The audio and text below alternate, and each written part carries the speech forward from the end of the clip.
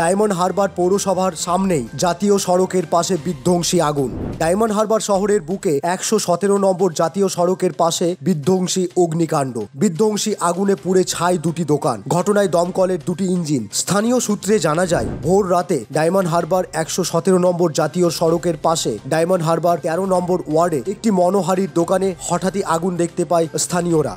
এরপর স্থানীয়রা তড়িঘড়ি খবর দেয় ডায়মন্ড হারবার দমকল বিভাগে ও ডায়মন্ড হারবার থানায়। অগ্নিকাণ্ডের ঘটনার খবর পাওয়ার পর ঘটনাস্থলে ছুটে আসেন ডায়মন্ড হারবার দমকলের একটি ইঞ্জিন। দমকল কর্মীরা ঘটনাস্থলে পৌঁছে দেখেন দাউ দাউ করে জ্বলছে একটি দোকান। মুহূর্তের মধ্যে সেই আগুনের লেলিহান শিখা পাশের অপর একটি দোকানে ছড়িয়ে পড়ে। তড়িঘড়ি আগুন নেভানোর চেষ্টা শুরু করে দেয় দমকল বিভাগের কর্মীরা। আগুনের তীব্রতা এত বেশি ছিল যে ঘটনাস্থলে আরো একটি দমকলের ইঞ্জিন আসে। প্রায় ঘন্টা দুয়েকের প্রচেষ্টায় অবশেষে আগুন নিয়ন্ত্রণে আসে। এই অগ্নিকাণ্ডের ঘটনায় আনুমানিক লক্ষাধিক টাকার ক্ষয়ক্ষতি হয়েছে বলে জানা গেছে। ক্ষতিগ্রস্ত ব্যবসায়ী ফণীভূষণ হালদার জানান,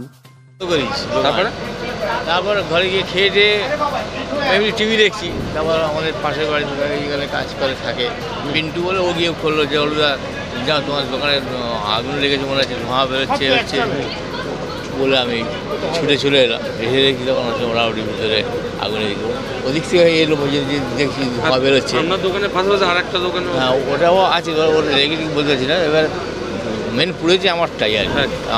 কিসের দোকান? আমার হচ্ছে স্টেশনারি কাম, ওই মোবাইল রিচার্জ আর কি। মোবাইল রিচার্জ আর স্টেশনারি গুডস কিছু থাকে। আগুন মোটামুটি নিয়ন্ত্রণে এসেছে? হ্যাঁ, এখন হয়ে গেছে।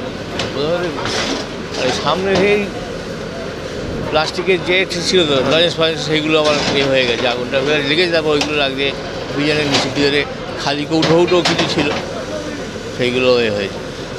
ক্ষতি কেমন হতে পারে সেটা কী করে বলবো এখন, কত কীরকম পুড়েছে না পুড়েছে না দেখে বলতে পারছি। কী মনে হচ্ছে? শর্ট সার্কিট মনে হয় ওরকম কিছু হবে, কিন্তু লাইন তেমনি আমি বন্ধ করে দিয়ে যাই। দক্ষিণ 24 পরগনার ডায়মন্ড হারবার থেকে বাবলু প্রামাণিকের রিপোর্ট, বিশ্ব টাইমস।